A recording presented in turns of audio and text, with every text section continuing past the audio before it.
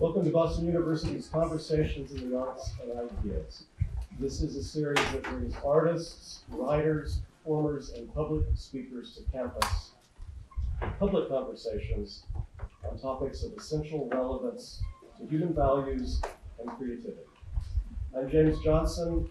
I'm the chair of the History Department, and I'm here on behalf of a small group of faculty who helped initiate this series 6 years ago. I'm also here to thank our sponsors, who are Boston University Center for the Humanities, Philachand Honors College, the Associate Provost for Undergraduate Affairs, the Dean of the College of Arts and Sciences, the VU Arts Initiative, the Elie Wiesel Center for Jewish Studies, the College of Arts and Sciences Core Curriculum, the Dean of the School of Theology, the Dean of the College of Fine Arts, and the National Endowment for the Humanities Distinguished Teaching Professorship, as well as the College of Arts and Sciences Associate Dean of Faculty for the Humanities. I'd like to express my sincere gratitude as well to Tamsin Flanzers of BU's Center for the Humanities, whose extraordinary logistical and administrative work has once again made this event possible.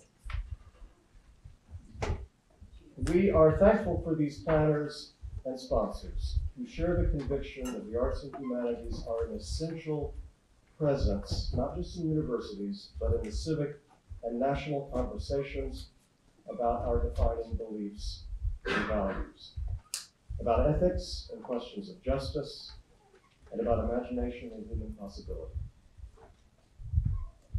This evening's interviewer and interlocutor is Robert Allen Hill, Dean of Marsh Chapel, chaplain to the university and professor of pastoral and New Testament theology.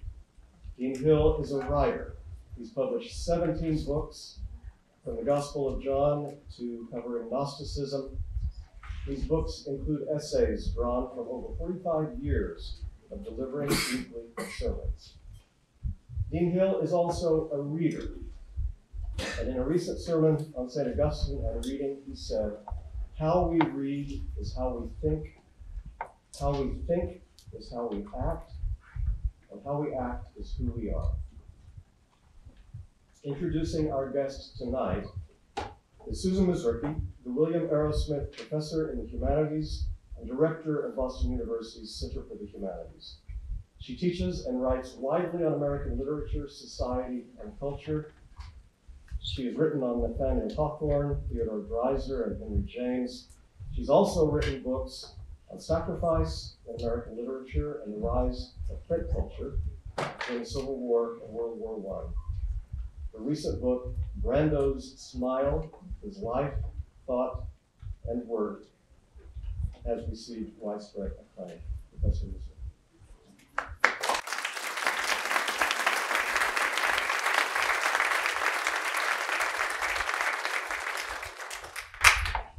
It is an honor for me to introduce Marilynne Robinson to you this evening in our series, Conversations in the Arts and Ideas.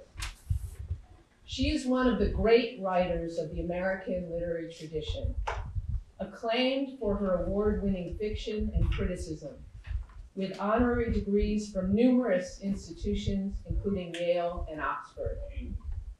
She is also a leading public intellectual.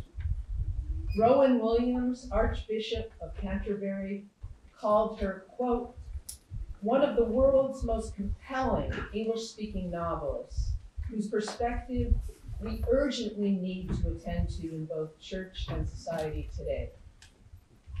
President Barack Obama said in granting her a National Humanities Medal that her writings, quote, "have fundamentally changed me," noting that he fell in love with a character, Reverend Ames, in her second novel, Gilead. I discovered Robinson's first novel, Housekeeping, late in my career, and have taught her work annually ever since. I am drawn to the extraordinary beauty of her language and the way she revises biblical and literary canons, and how she invests her characters with an original vision of human beings as lonely wanderers. Robinson, a native of Sandpoint,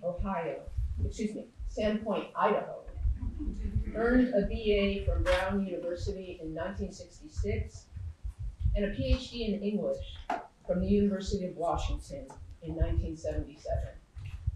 She taught at the Iowa Writers Workshop until her retirement in 2016.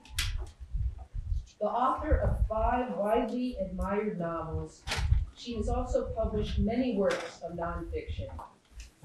In an interview, she noted 3 vocations that are centrally important to her: writer, theologian, and Iowa grandmother, as mother of 2 sons and 2 grandchildren. Despite her achievements, her major contributions to the world of letters and to civic culture, Robinson has said that she's still astonished that people read her books. She said, quote, "My life has very far exceeded any dreams, any intentions of mine. If I had sat down at 18 and designed the ideal life for myself, I could never have imagined this life." We are grateful to have this unique American artist, thinker, human being with us this evening. Please join me in welcoming Marilynne Robinson.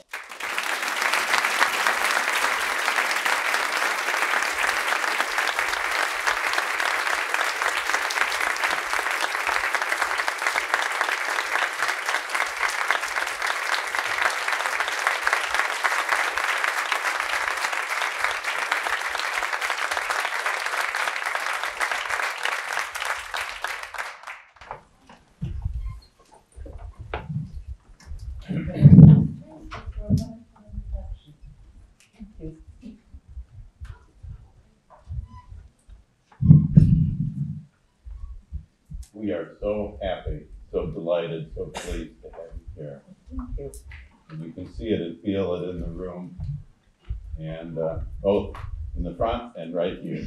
So glad you're with us. Sometime we'll talk about being grandparents, and every trite thing ever said about being a grandparent is absolutely 1000% true. And but that's for maybe another evening. Yes. To add, and thanks also for our hosts and for all that you've done through the years and for this evening, and for the kind words and carefully phrased moments of introduction.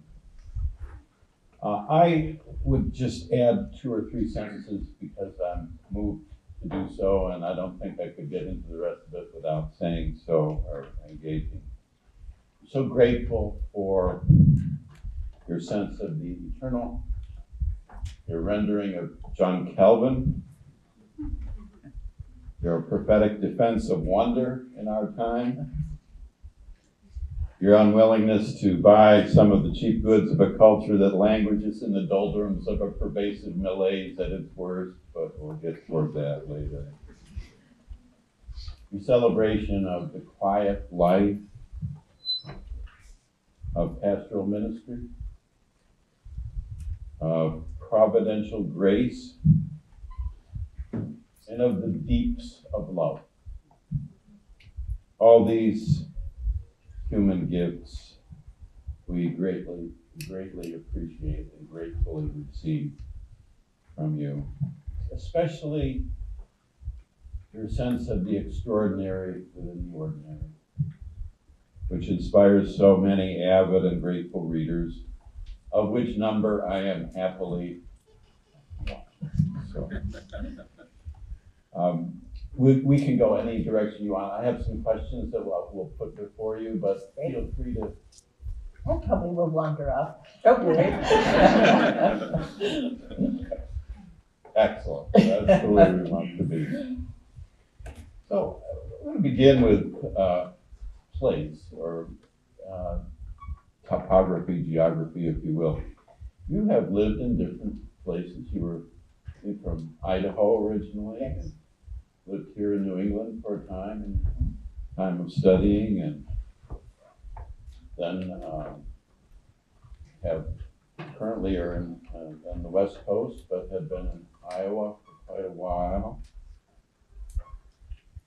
And there's something about the way you write with regard to Iowa that I wanted to ask you about, and I'll start with this at the end of Gilead. They're all wonderful. That happens to have a particular one with that particular novel. But John Ames says, I love the prairie. So often I have seen the dawn come and the light flood over the land and everything turn radiant at once. That word good so profoundly affirmed in my soul that I am amazed that I should be allowed to witness such a thing. There may have been a more wonderful first moment when the morning stars sang together and all the sons of God shouted for joy. But for all I know, to the contrary, they still do sing and shout, and they certainly might well. Here on the prairie, there is nothing to distract attention from the evening and the morning. Nothing on the horizon to abbreviate or to delay. Mountains would seem an impertinence from that point of view. Well, you can sense why I wanted to begin with that and with place. How did your affection for love of appreciation for the landscape of Iowa develop, and how did it make its way into this and other novels? Well, you know, I did grow up in northern Idaho in the mountains, and there the terrain is very important to people. People love the landscape. It's a great part of the reason they're there in many cases.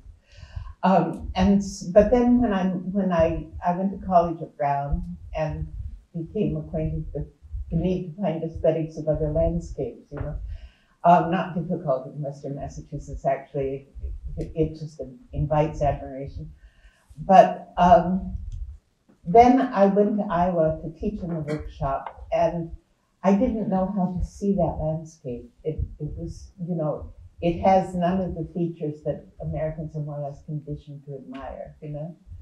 So I learned. I spent about a couple of years, I suppose, just trying to think, how do I understand this is beautiful, you know? How do people who love it, you know? And I schooled my eye. I could see what it was. After a while, I had learned another vocabulary of beautiful.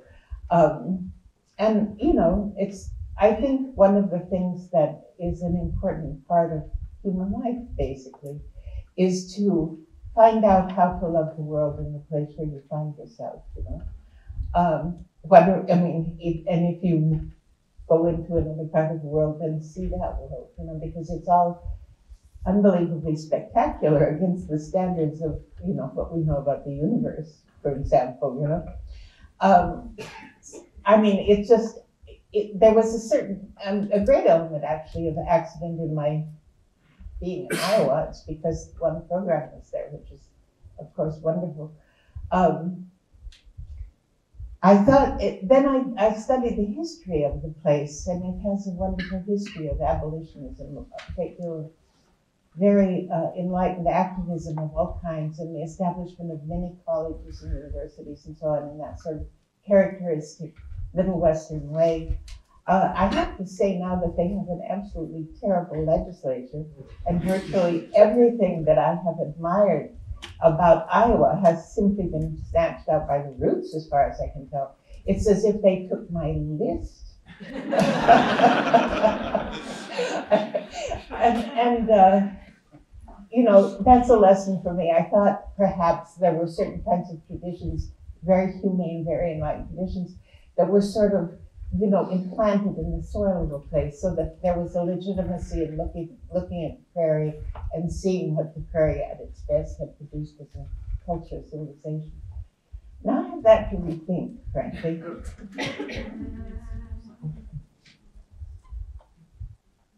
I think they will recover. I think this is a transient phenomenon. We trust so, we pray so, and we're thankful for your evocation of the beauty in that region. And for those of us who didn't grow up there and maybe don't know it quite as well. It has been really moving and meaningful. The prairie is very large. You know, I got letters from people all over huge areas of the country saying, we love the prairie also. So it's a, you know, it's a movable piece, sort of being able to appreciate the Iowa landscape. You can apply the same learning to all sorts of places. We, over the years here, and I'll take just a short moment to do the same, I've encouraged our students, our undergraduates particularly, especially if they're not going to be staying on the coast, on the East Coast, to take a moment every month if they can and get to the coast once a month through the years, even if it's just a tee out to Revere Beach and back. But because getting to the seashore is not always an easy thing when you're living in upstate New York, where we were, or otherwise. So I'm grateful for the evocation of the beauty in Iowa. Thank you. So I'm just going to move around here a little bit, and we'll hope to hit on some places that are of interest to those with us tonight, and then there'll be a chance for further questions later. I'd like to ask you about memory, and there's much that we could talk about there, but one way to get into it is a piece, a part of what you wrote in one book about Easter. It's been on my mind. We had Holy Week last week, and survival rates were high, and we got through the 8 services and so on, and other traditions had their other services. But I was really struck in reading, and these are sentences that are not quite all right together, but they're in the same page or two. When I was a child, I read books. One Easter, I went with my grandfather to a small Presbyterian church in northern Idaho, where I heard a sermon on the discrepancies in the gospel accounts of the resurrection. I was a young child, yet I remember that sermon. I can imagine myself that primal Easter restive at my grandfather's elbow, pushing my nickels and dimes of collection money into the tips of my gloves, memorably forbidden to remove my hat. It seems to me I felt God as a presence before I had a name for him. I was aware to the point of alarm of a vast energy of intention all around me, and I thought everyone else must also be aware of it. Only in church did I hear experience like mine acknowledged in all those strange narratives read and expounded. Memory is a deep mystery to me, but central to much of our life, certainly to some of the work I'm involved in. And here you capture some sense of at least one particular moment in memory. Do you have things you'd like to say to this gathering about the way memory functions in your writing, either the essays or the novels or others? Well, I think of people as being basically walking memories. You know what I mean? What we think the world is so much a product of experience, in the sense of remembered experience, of course. Whether at whatever level of consciousness they can be called remembered, it's often very surprising to find out what you do remember, and even with intensity, you know, suddenly. I have a sort of, I think one of the things that is strange about modern thought, and I've written about this before, is the fact that it tends to exclude the mind, the individual experience, as being a meaningful response to reality. You know, it tends to be treated as something that human behavior can be generalized down to a level of simplicity, where everything that you feel or know as memory that is significant is as if it were some sort of furbelow on the fringes of self, on the fringes of being, while the essence of the thing is that you want to be an alpha predator or something like that, you know. I feel as if you were going to take a human being objectively, you know, if you were to start from the beginning and say, the most interesting thing on this planet is a human being. They have the most complex, the human brain is the most complex object known to exist in the universe, you know. And here they are all over the place by the billions, you know. How is it possible to look at the world and not, first of all, consider what human beings are? They're the power, they're the ultimate expression of what's possible in the physical reality, however we want to describe that, you know.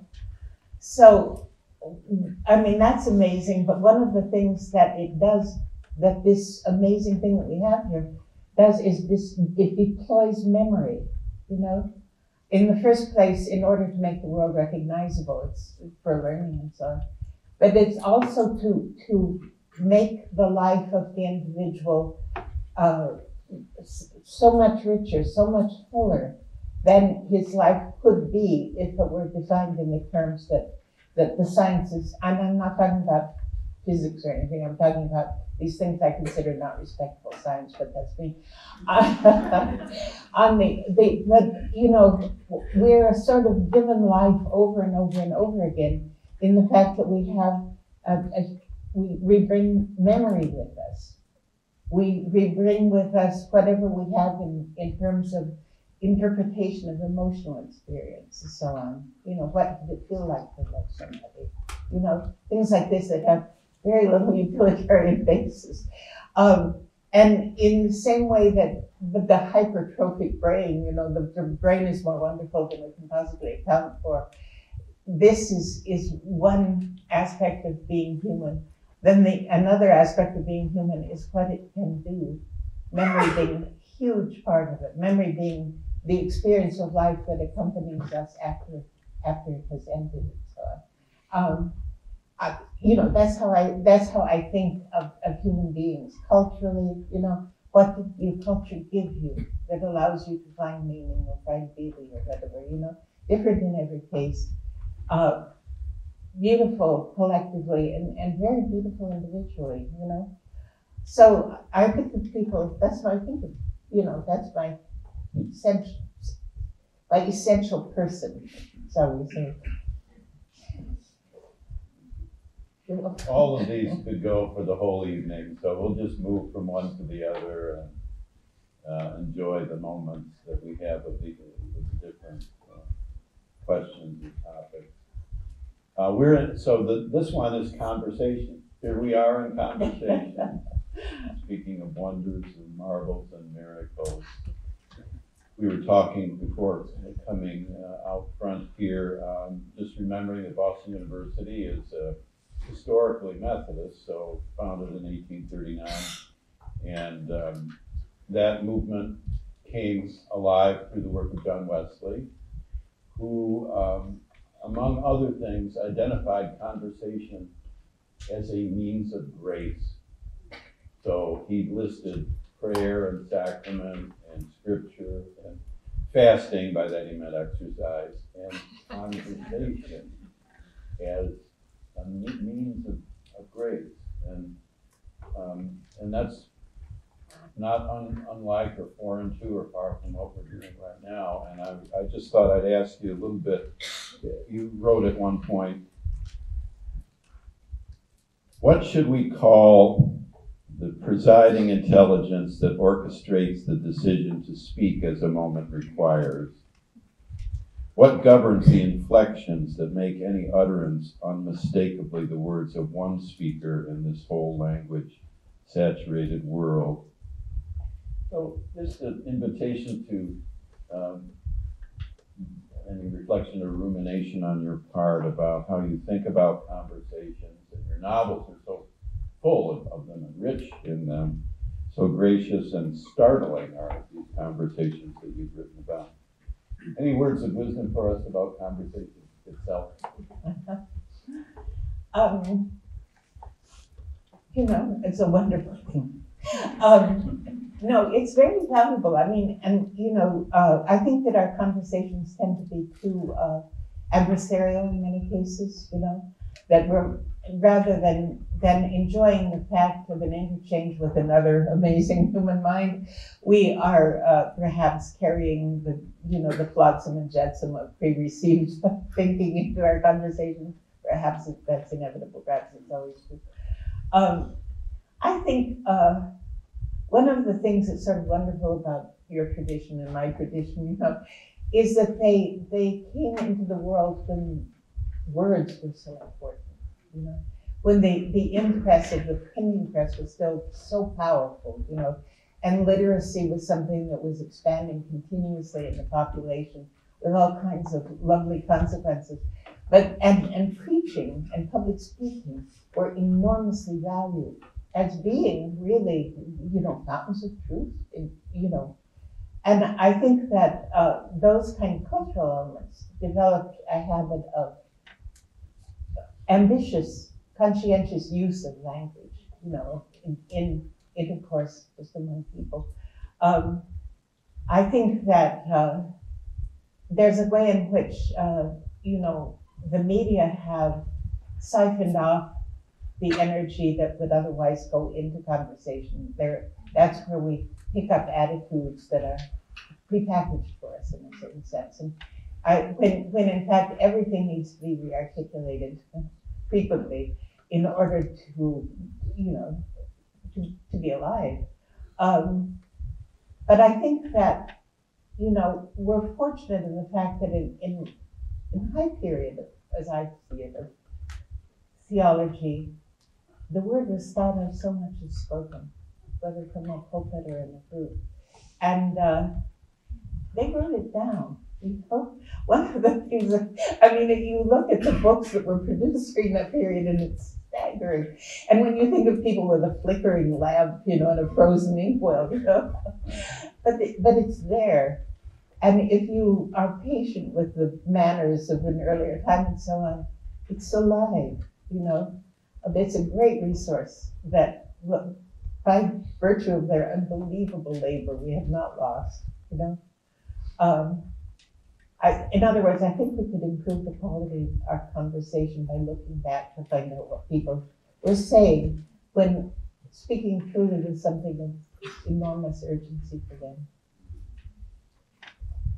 This just following up for a moment, and I don't know much detail about this, but it seems to me that your family and your brother must have been engaging conversation partners growing up and helped pave the way in that regard. It was great. I mean, my brother, of course, was, you know, the classic precocious, brilliant brother who, you know, who taught me all kinds of things I was too young to understand, you know. But in any case, in my family, people were very critical of conversation. They loved a good joke, they loved a nice turn of phrase, but if you said something bland, they would say, you know, you're not improving on silence with that kind of stuff. To other people, it might seem a little austere, but it was good discipline, believe me. Well, that's been said of some sermons too. You're not...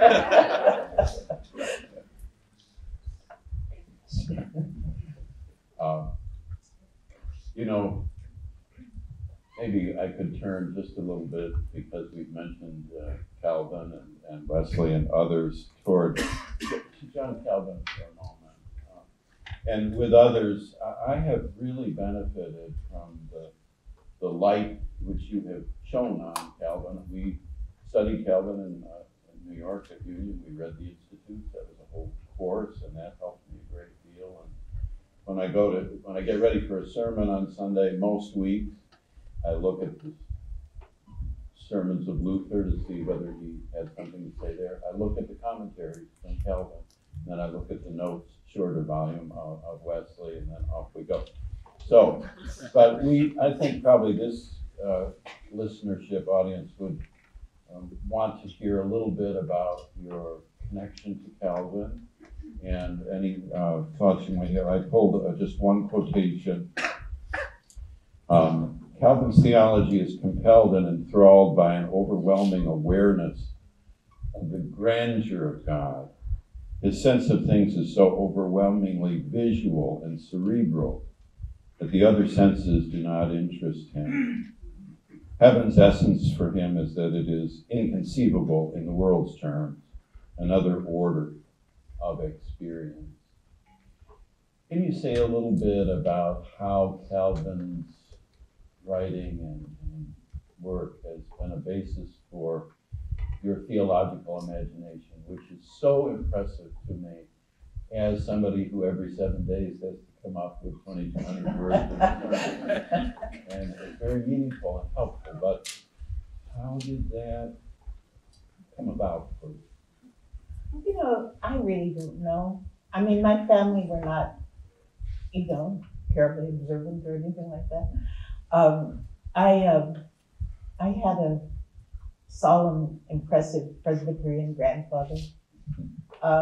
I think that, and he was kind of the overshadowing figure in the family, you know, I mean, he was very Presbyterian and we all had a Presbyterian ethic.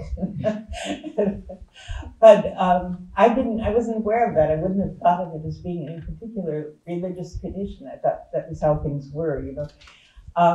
And then when I was teaching in Melville, I mean, I had my PhD and everything. It occurred to me, well, it had many times, but how absolutely sodden with theology Moby Dick is, you know. And to my own surprise, I realized that I'd never looked to see what theology he was actually in conversation with, you know. And so I took this seminar, for which I may or may not have been forgiven by my students, of teaching Moby Dick and the Institute side by side. And the great thing about the workshop is you can teach absolutely anything that you want to. So, I mean, how fortunate was that? But in any case, I found them to be very much in conversation, and I think it's partly because it was through Melville that I saw Calvin, that I realized, you know, these fantastic aesthetic implications of a Calvinist vision and so on, you know. And I often I just felt that I was being affirmed in what I had learned at my mother's knee, which is nice to know. I mean, I can, with a straight face, call myself a Calvinist, even though I hadn't ever heard the term before. But, well, I suppose I've said what I said, except that the humanism of Melville, these, you know, in Moby Dick, every human being is glorified in the, you know, the sense of dignity and beauty and so on. And that's Calvinist humanism. That comes right out of the book. Contrary to the reputation of his, I mean, everything that people say about him is the opposite of true. It's odd, true. Anyway, I've probably gone on long enough. In our setting, in New England, right, well, at any point, it has seemed to me to be helpful to think historically and theologically in terms of what Calvin has meant in New England over 300 or 400 years, and some of the other voices, Jonathan Edwards, and others whom you mentioned, that have been part of our shared history here. And we benefit from careful guidance into that material, which you give in different ways, both in the novels and in the essay. So I'm thankful for that. So let me turn to, and this is just, we only have very few minutes for what we could enjoy for hours and hours, so we have to just move from one thing to another. Let me ask you if you want to say something about writing. Okay, so that is, well, let me start with this. When you think about, do you have patterns in writing? I'll give an example. And 3 assignments ago, I was in the neighborhood of Syracuse University, and one of my beloved parishioners, founder of the study of African American journalism, by the way, had a habit of, he told me one day that when he stopped writing for the day, he would end in mid-sentence, so that he just left the sentence dangling, and he had something immediately to go back to. I imagine there are a number of writers here, actual and aspiring and so on, and whether it's in that sort of very practical sense or in a more general sense, if there's something you'd like to say about writing. I noticed at one point, I didn't make a page note, but you at one point say the main thing about if you want to write, read. So reading is the prerequisite to writing, and reading a lot. But is there anything you'd like to say to the writers in the house? Well, my own experience of writing, I think, is perhaps a little untypical. I never think about writing unless I'm actually writing. And that's the kind of rule I have. Don't try to imagine what you're going to do before you do it. Don't only imagine with a pen in your hand, you know? I mean, except for the little glitches that pass through your mind and you think, yes, I need that. Yes, that's good. But it's very strange. The difference in my experience between writing and not writing is very absolute. It's as if I don't have accessibility from one to the other. It's a kind of Schrödinger cat, the kind of a thing, But in any case, he's right to leave something hanging at the end of the day of writing. Always know what you're going to do next. I think I've read that from professional writers many times over who say that because your thinking changes. You have to leave yourself clues, hints, memories.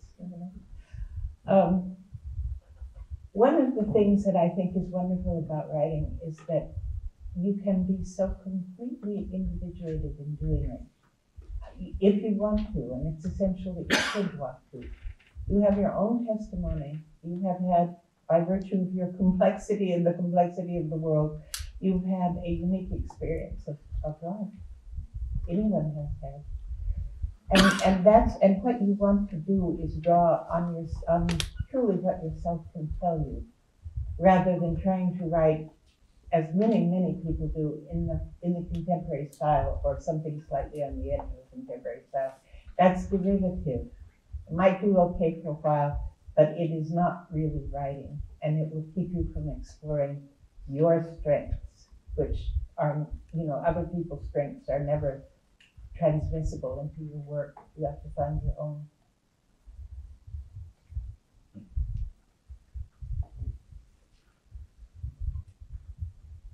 Thank you for that. And we'll probably come back to that a little bit later. So, on a different note, how is Barack Obama? Have you seen him recently? I haven't. He is wonderful. He never passes up a chance to, he says lovely things about me and all that. But when he was in the White House, I had a sort of a realistic vision of him, When he left the White House, it was like he sort of ascended or something. In some odd way, I don't know how to speak to him the way that I did. And I think this is a great failure on my part. I'm very sorry that it's true. But I sit down and write him a letter like I did for years, and I don't know what to say. It's just very odd. I hope he forgives me. I hope someday this will all pass. I'd love to imagine a day in the unforeseen when he's here and you're here and maybe some others, and there were that ongoing conversation. But do excite me.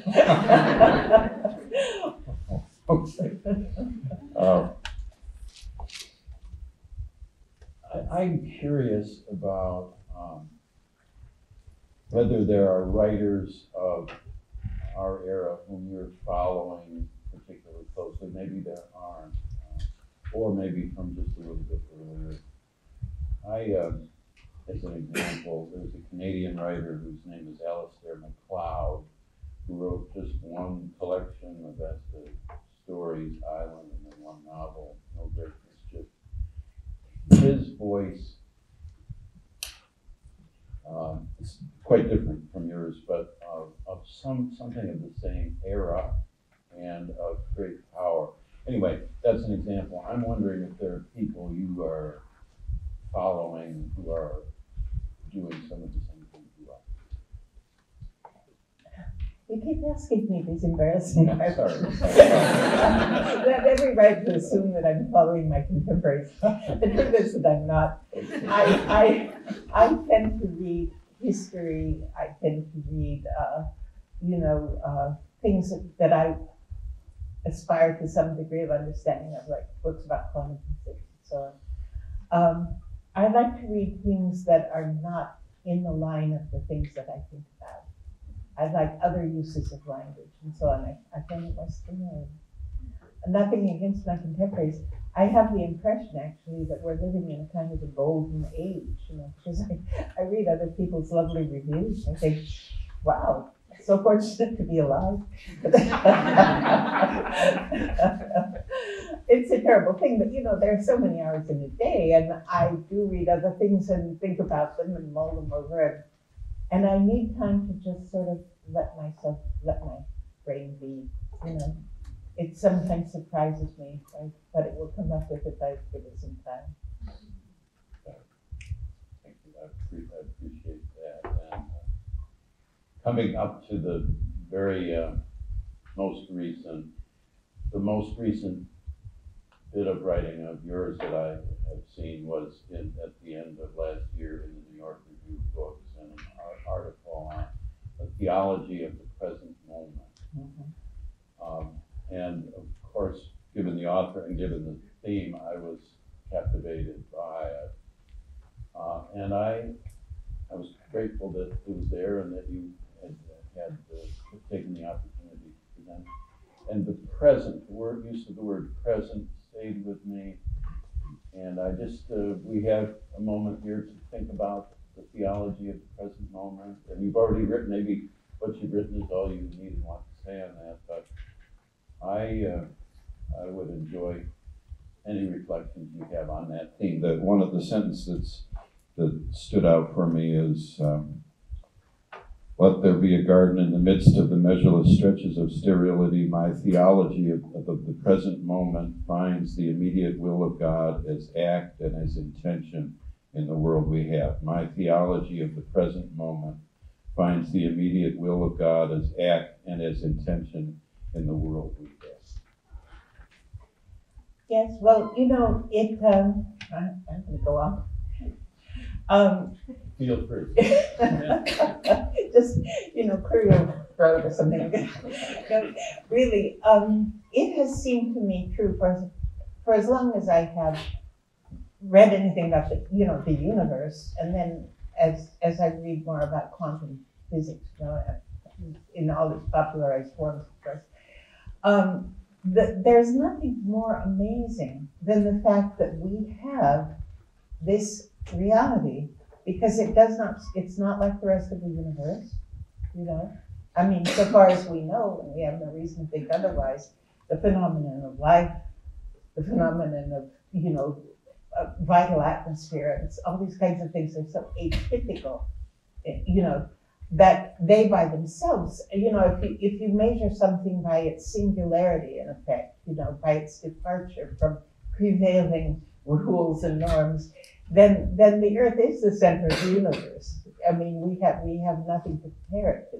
It is, so far as we can know, a very unique thing, within which are our unique selves, This seems to me like another creation. I mean, take it as metaphor, but it is an Eden. It is a singular, vital, lush phenomenon in the middle of a great reality that resembles it really in no way. But that is simply the kind of, what you would call realist or local realist sort of version of it, the kind of thing that Isaac Newton described with great success and efficiency. But beyond that, there is the fact that at the finest level at which we can know things, again, it is wildly unlike anything that we can derive or extract from, the uncertainty principle or from probabilism or from any of these other things that they talk about. You know, the fact that out of this, whatever it is, I don't even call it the universe anymore. I mean, I call it RES, you know, the thing to be regarded, because things like space and time and so on collapse under these other kinds of reckoning, you know? And the fact that, you know, that we have this little sort of shepherd's tent within which there are these times and space and all the other things that organize our existence, you know, that make it so that reality that we can comprehend exists. We can drive nails into it and they stay, you know, all these kinds of things that seem gratuitous, arbitrary, when you look at this road we have over against all describable realities that surround it, you know? So, and compounding that, of course, is the fact that being seems to be instantaneous, you know? And even in the sense that it is recreated continuously as itself. There is no internal necessity in reality that makes it so that it will replicate itself even from one second to the next, you know? So if you think of that over against the incredible live quality of the world understood from a quantum perspective, the fact that the being or not being of anything is determined at every moment by interactions with, what they used to call an observer or something like that, with something relational, you know. In other words, it's profoundly true that our existence is instantaneous, that there is nothing in it that requires it to be obedient to Isaac Newton, you know. And that by itself is a you know, it means theologically, I think that you could look at it and say it means that God is free to interact with the world as it exists. If he, you know, to use unforgivably anthropomorphic language, if he simply glances at it, you know. Well, that's what I'm saying is I think that we're in a kind of very decayed intellectual trap of imagining that we are in a kind of a great machine of determinism, you know, when you cannot find a really fundamental description of reality that supports the idea of determinism and that, you know, in that sort of local realism sort of sense where you have to have somebody kick a stone in order for such and such to happen. That doesn't stand up, you know.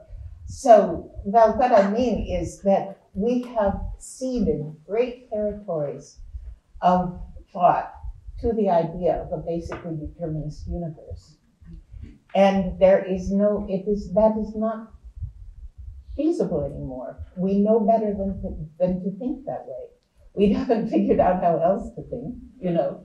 But from a theological point of view, it's a tremendous transformation. And I think that people should be thinking about that.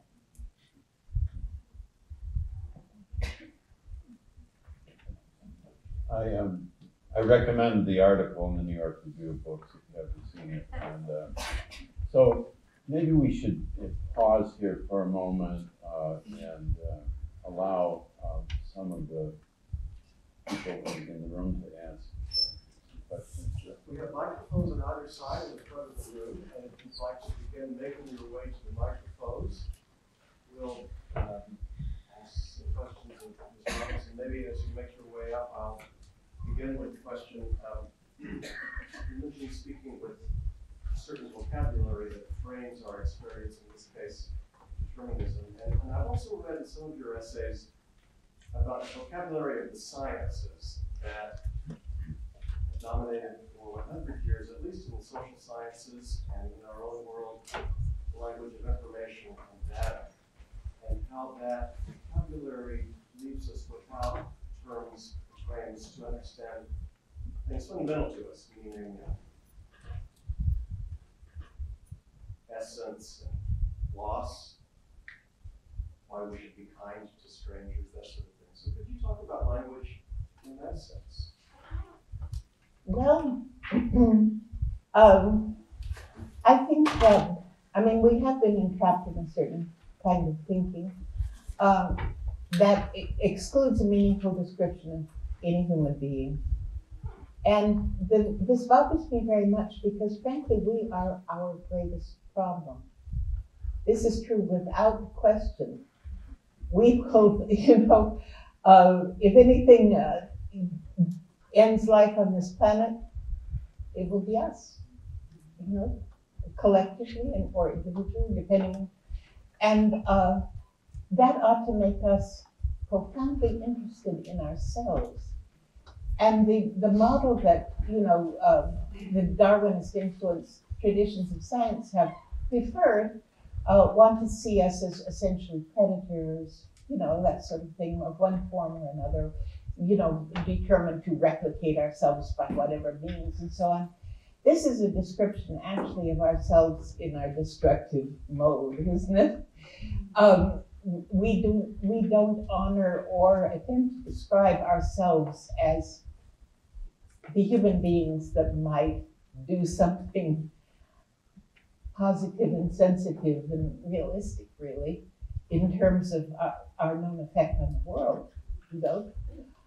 We have omitted the possibility of understanding humankind, the civilization builder, humankind, the healer, humankind, the creator.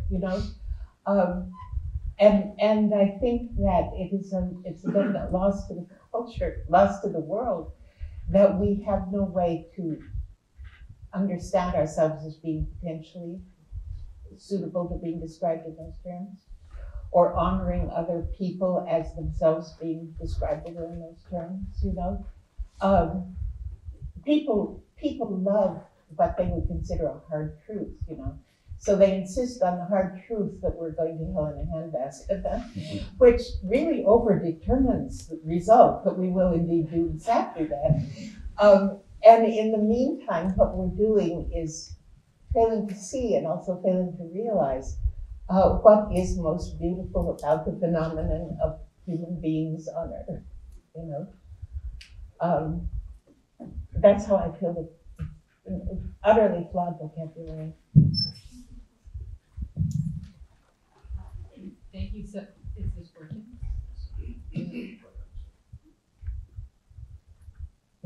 Oh, yes. Okay, thank you so much for coming. I've been looking forward to this for weeks. My husband and I got a babysitter and everything. So I admire so much about your writing, but one of the things that I admire most is the way that you create characters who actually live. So this is a different kind of question, going up in a different direction. Through their conversations, through their memories, these people actually jump off the page and they make me concerned about them, to the point where my students told me not to tell you this, but I'll tell you anyway. I dreamed about them. Only once. So in particular, I'm concerned about Jack.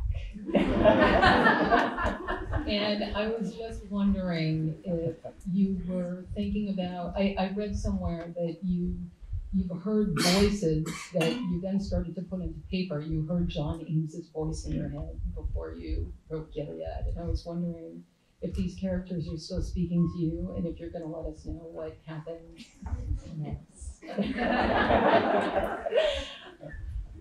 Well, the reason that I've written 4 novels is because these people stay in my mind. The whole conversation continues, in my mind. This doesn't mean literally like oral, whatever, but in a way, I know somehow in my mind what they would sound like when they spoke. I do know that. I don't know what will happen with Jack. I frankly, if I knew, I probably couldn't write about it, in a way, I think of him as being a fairly mystifying character, as a person, and it reflects the fact that he mystifies me too, It's interesting to create characters, and I've also dreamed about them, believe me. But it is interesting because when you're making a character that's so unlike oneself, you know, and still you know how they think, and still you know how the voice would sound. It's fascinating.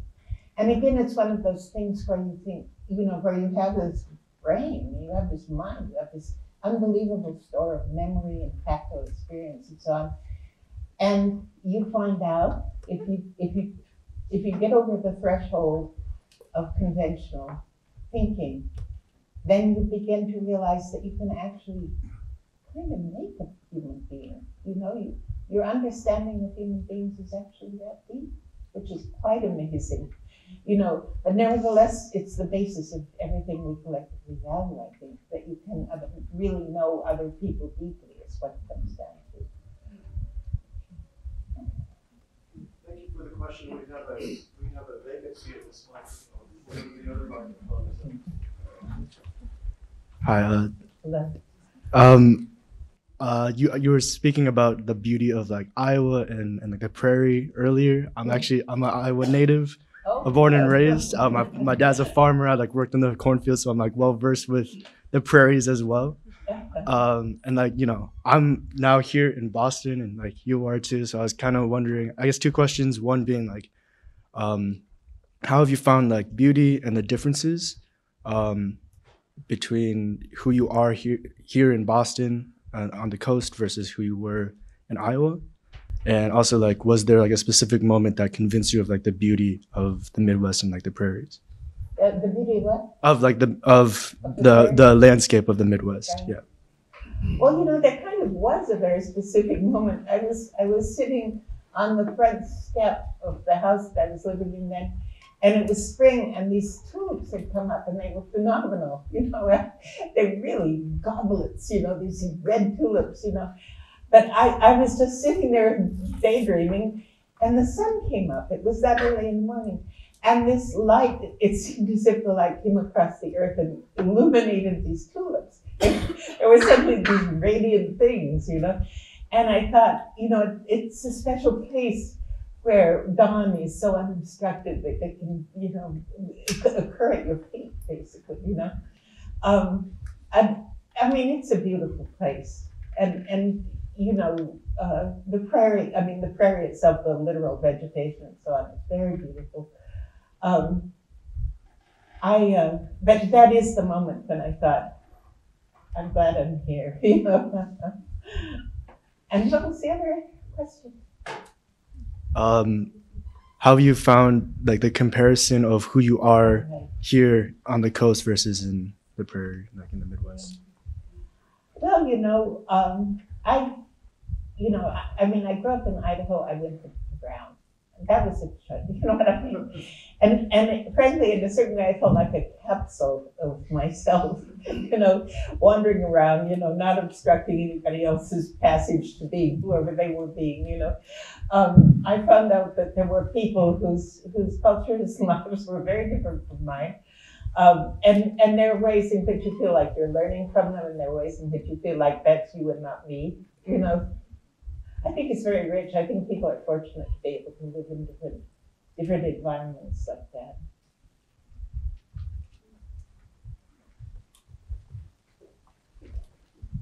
My question has to do with actually a conversation that Jim and I had about a year ago around the topic of hope, and which is something that is typically the province of religious people. But it seems to me your writing makes that possible for a very broad group of people, even non-Presbyterians. And I was thinking, I heard Barack Obama's eulogy for John Lewis, not in the moment, but a couple of days after, and listened to it while I was on a drive, and it's incredibly moving. For many, many reasons, but I remember him saying something like, you know, we were born each morning to create a more perfect union. But this idea of that with the dawn there's a new grace that returns. And, you know, there are plenty of sermons in that, but there's something about there's something about a generational hope that you spin through the narrative of those 4 books that I've been struck by, and I wonder if you would talk about it. East of Eden, when I first read that, sort of blew me away in that way. It sort of became an able through generations. And there's a gentleness and a time and a space and that allows that to happen. We may not know that it's hope that's happening, but I think that it's there. Yes, I find hope to be a very complex idea, or even experience for that matter. I've had an untypical experience, as the lady said in the introduction. I did not hope for such a life. If I'd known it was possible by any standard, I'd have hoped for it. It's a kind of hard self-indulgence to write. And it's a self-indulgence. You're doing exactly what you want to do, and you're using exactly the resource you have, and so on. But in any case, I think generations are very beautiful. I think the timing of them is beautiful. The fact that we actually can learn from each other, and in a certain sense experience life in anticipation or in retrospect, which is again, like memory itself, another great enrichment of individual life.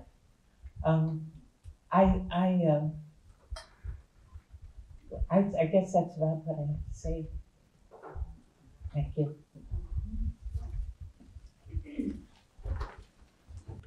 Hello. Let me adjust this a little bit.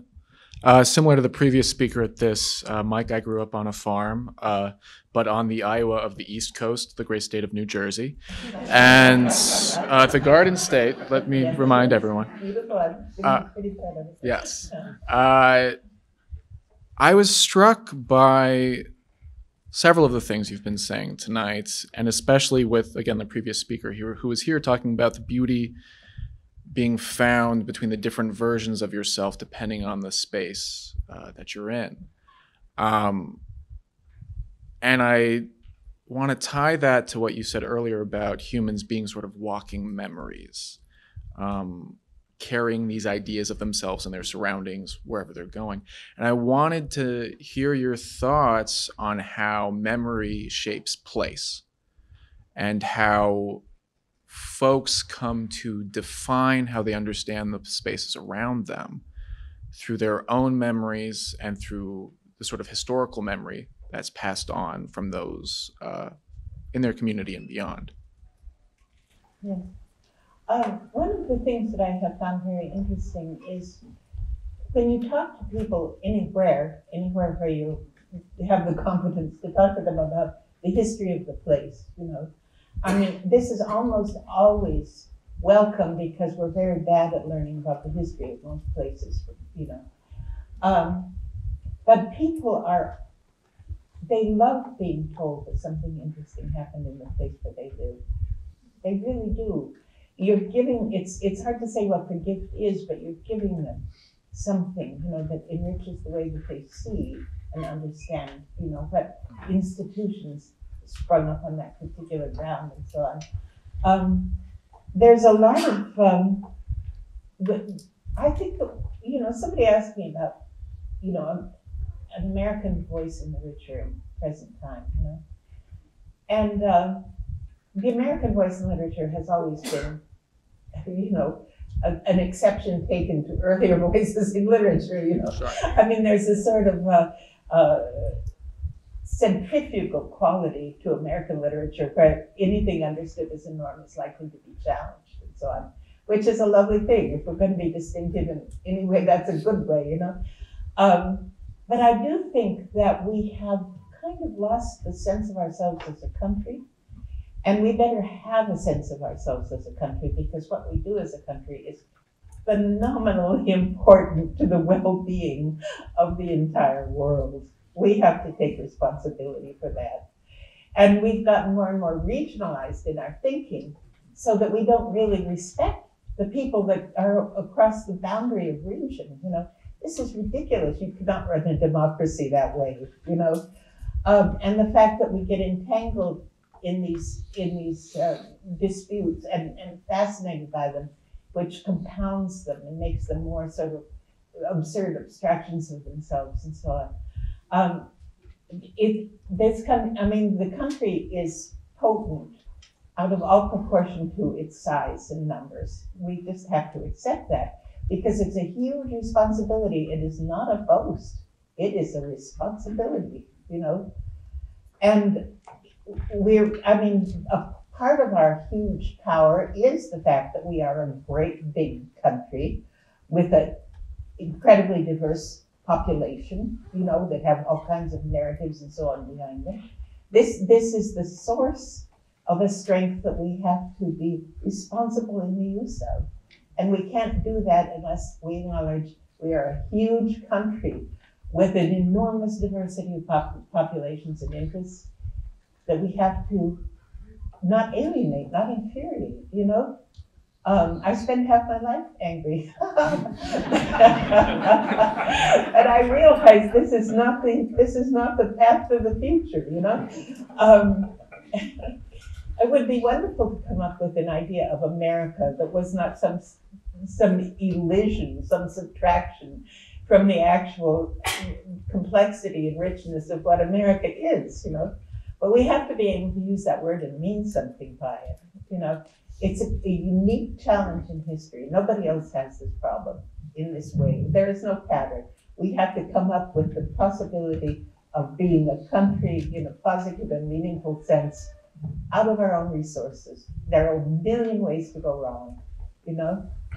But on the other hand, we have a fantastic outpouring of literature, an incredible diversity of literature. Well, I mean, that in itself is a huge foundation for finding a positive way forward, as they say. Thank you.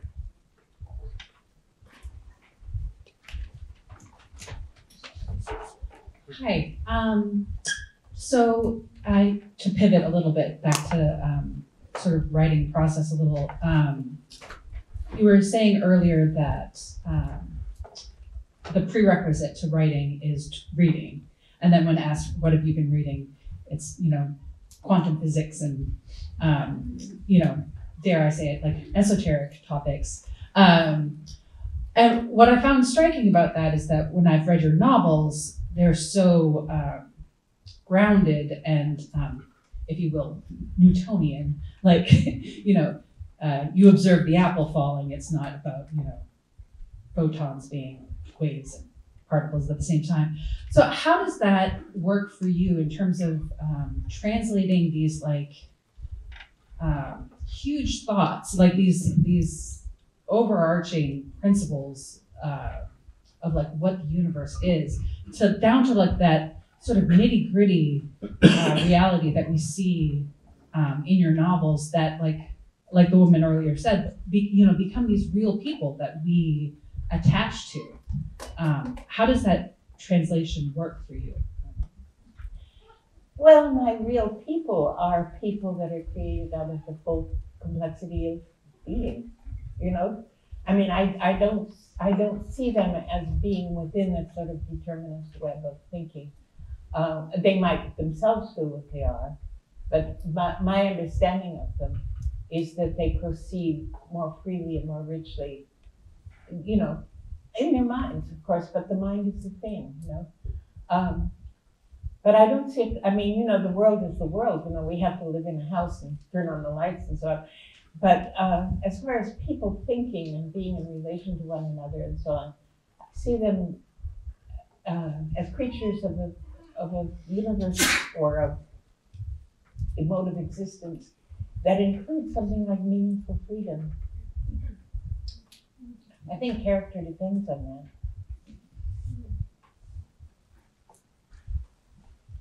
Hi, thank you so much for being here tonight.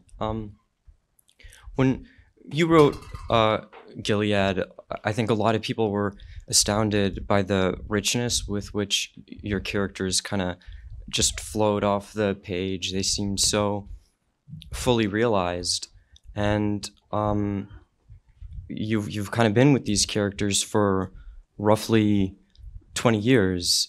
I'm interested in kind of how they've changed for you in their qualities and their meanings, or if they have changed for you at all. I guess, of course, they have, but No, but really, within the range of what is kind of possible and what is also necessary in one fictional frame as opposed to another, you know. I mean, for example, the Reverend Ames that I have in Gilead has, you know, it's from his mind, whereas the Reverend Ames in, Home is seen from the outside and understood from the outside, and that's a huge difference itself, which I have to respect, you know. I mean, that is deeply rooted in human experience, that how you perceive yourself is not how you are perceived, you know. But, you know, that kind of difference. But I do think of them as I would remember people I knew, you know, that would have that sort of incredibly identifiable whatever it is about them, no matter how many years have passed, you know.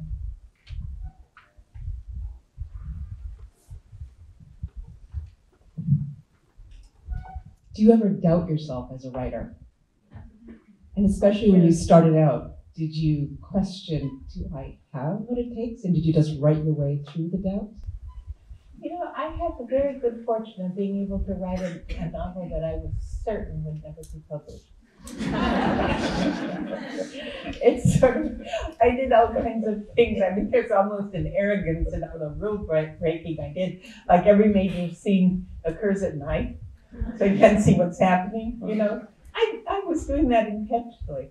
Having only female characters, which is very unlikely, you know, a very uncharacteristic thing at that time. So I'm setting it in northern Idaho, which is not exactly Paris.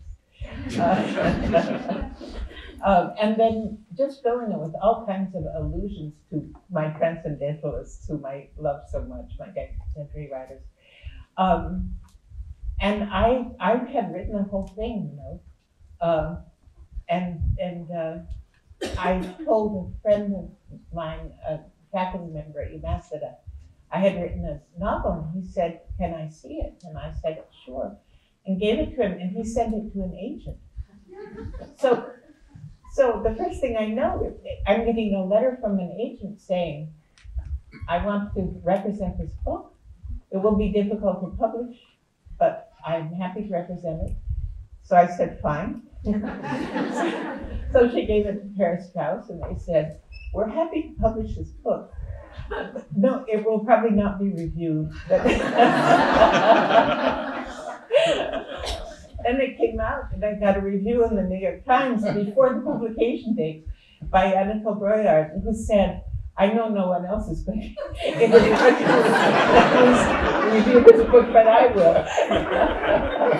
And that's just how it went, you know. I mean, I didn't have self-doubt. I had something much darker than that. The second half of the question was going to be, you had mentioned that you only write and think about writing when you have a pen in your hand. So does that mean that when you're having the swirling thoughts about characters who are popping in and out, that you just go into your writing with questions versus having plot or ideas in your head? Well, of course, I think about nonfiction all the time. That's clear, but I don't think about fiction except when I'm writing fiction.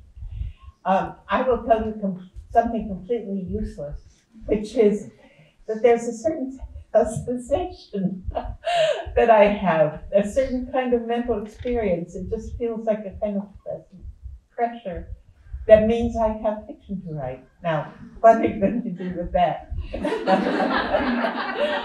But I think that most writers actually over time, they become used to themselves as writers, you know, and you have, you're in a kind of physiological relationship with the project, you know. People talk about things like process and so on. That's not it for me, and never has been. I write when I feel that I have something to write, for as long as I feel that I have it.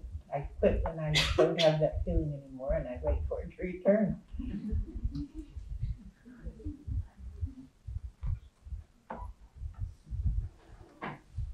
Hello. Hello. This is kind of a follow-up question to the second question. write, I usually think about what the character would say, and I don't know. So I think this like form of thinking is very interesting. And I was wondering if you could talk about when that first happened, how it happened, maybe what made that possible to like have this deep understanding of the character that you're writing about. And then also kind of similar to the last question, you mentioned that you only think about writing when you have a pen in your hand. Do you, given that deep understanding of the character, ever find yourself in like a everyday situation and think about, oh, this is what this character would feel, think about, say that? There's a sort of gleaning, I think, that writers do. I mean, you go around and it's lovely, like I went on a kind of transcontinental train trip one time, and I was sitting there in the train and I saw a man standing on the, standing at the station looking kind of at odds with himself. I don't know, man in a suit and hat. And out of that whole trip, what I remember is that man with his suit and his hat who went right into Jack, But I probably looked at him for 5 minutes at most, never changed a word with him or anything. But there was just something about, and you get this all the time. There is no hierarchy of significance in experience if you're a writer. You see something, you hear something, and you think, yes, and it's very delightful, really, to find that your mind is that open to stimuli of that nature. And then you check back, and there's the man still standing on the station, still in my mind, still with his hat, He'd be so surprised.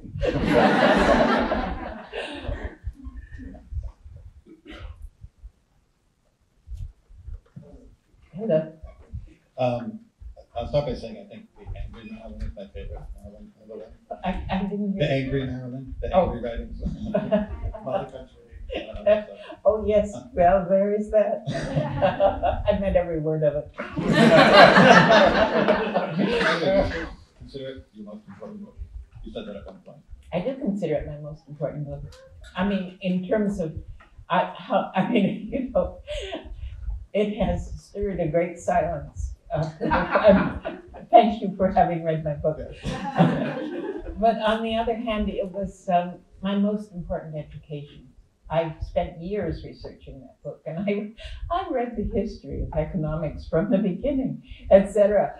It was like self-sacrifice writing that thing, and it was so depressing. It was a very sad thing. And then I got sued for it by, Greenpeace. And but nevertheless, I learned things about history and the world and the Anglo-Saxon, mutual misunderstanding and all the rest of it. That has been invaluable to me. So now I'll try to formulate my question so Okay. that I get lost in your thoughts and my thoughts and listening to everybody else. But part of what I like is when you're more political, like openly political, pointedly political, sarcastically political. And I think it's not lost on anybody if you live in a very confusing political moment. So it's sort of, and I do think the space that religion occupies in the public space tends to disorient a lot of people. And it's not a particularly religious person, but someone who actually is interested in religious thought as it can inform the public space. How do we actually move forward? Maybe making that actually courageous distinction to say that tribalistic set of beliefs that you have, that you uphold as in this case, often Christianity, is not actually Christianity or even quite religious or theological, but also not to take something preformed, pre-received, and then re-descend into tribalism again. So if there's a question in there somewhere, I'd like to hear your thoughts on that. I think, this is of course my perspective, but if I were to isolate what I consider to be the greatest problem we have now, it's the inversion of Christianity into the opposite of itself. And, like all liberal Christians, I feel embarrassment about criticizing other people's religion. And I have, you know, growing up where I did and so on, I have known many people who were what we would have called fundamentalists at the time, who were fantastically generous, open-minded, lovely people. You know, I mean, that kind of early radical Christianity was an awesome thing, you know. But many things have changed since then. I think that, you know, the phenomenon of media and so on, that has basically channeled kind of religion that has a lot of financial resources behind it and so on, become entangled in a politics that has the same sort of, you know, financial interest behind it and so on. But the thing that's striking to me is that the mainline traditions, the liberal traditions, have fallen silent, and they fell silent long before this present time. And a lot of kind of uninformed, overexcited, vindictive sort of religion swept in and took the place of historical religion in America, you know? And a lot of people feel that they subscribe to that position, who never go to church and identify with no theology, you know? Because if they went to church, there would be a man, hopefully, saying, love your enemy, you know? To him who asks, give, expecting nothing in return. You know, turn the other cheek. Christianity is very contrary to the usual suite of human impulses, and you have to go and be reminded of this. And there have to be people in the pulpits who will say, "This is it. You know, you have to forgive your debtors. Forgive your debtors." That's what it says, you know. That would be fundamentalism, you know. But instead, we have this strange thing of slurring other people and you know, bracing your own sense of sacredness or something over against your sense of other people's wickedness, you know, which is a huge violation of Christian orthodoxy in the first place, you know. But what I'm saying really is that the mainline churches have to step up, because they have a voice that nobody else can replace, nobody else wants to replace. They would be the people that would say the things that need to be said at this point, I think. Thank you. We have time for 2 more questions.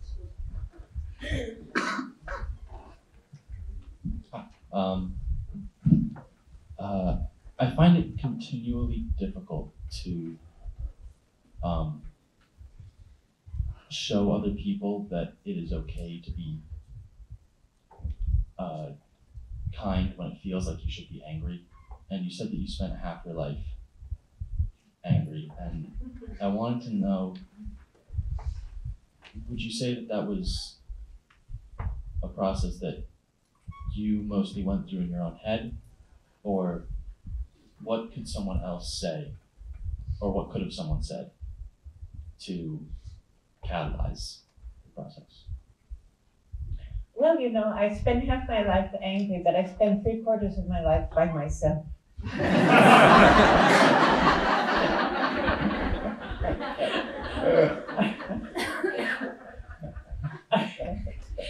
It's important. I mean, you know, again, speaking in religious terms, and I identify with Christianity, and so I take some obligation, you know. You know that your rational answer is the wrong answer, you know.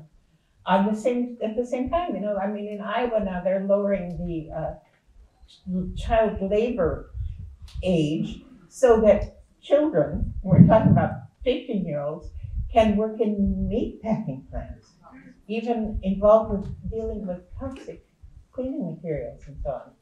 Now that makes me angry, and frankly, I think that I'm right to be angry. I think that's loathsome. I think it's a throwback to 1830 or something. I can't believe it's happening. I seize on opportunities to denounce it in public.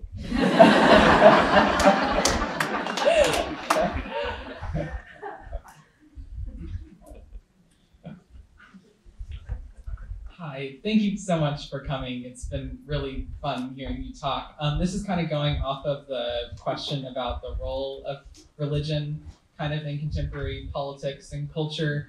As someone who was raised in a time where there wasn't really a period before fundamentalism took control of major Christian institutions, it's kind of difficult to see anything besides that when talking about Christianity.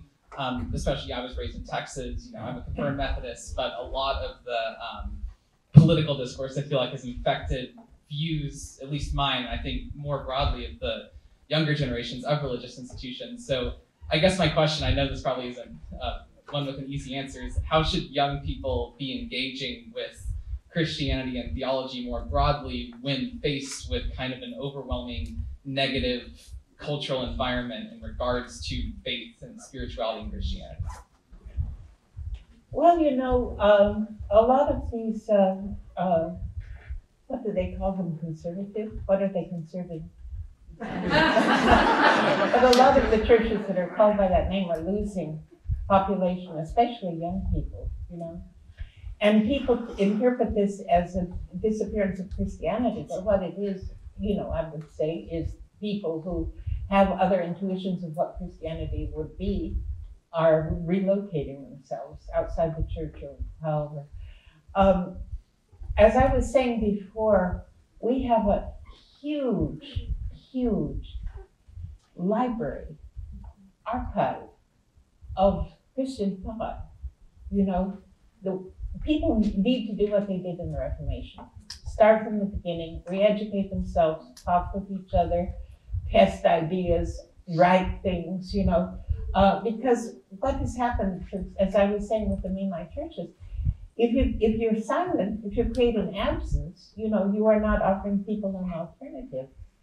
If you, write or organize or something around principles that are identifiably Christian, then you're giving people the alternative of choosing that, I use the word Christian because it's what I'm used to, but I think that this is true of any religion where people simply need to do some new thinking and throw off the husk of institutions that no longer seem to speak for them or to endorse their lives.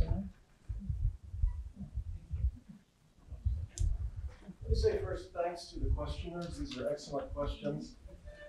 Thank you, all of you, for coming. Our thanks to Dean Hill, especially let's express our gratitude to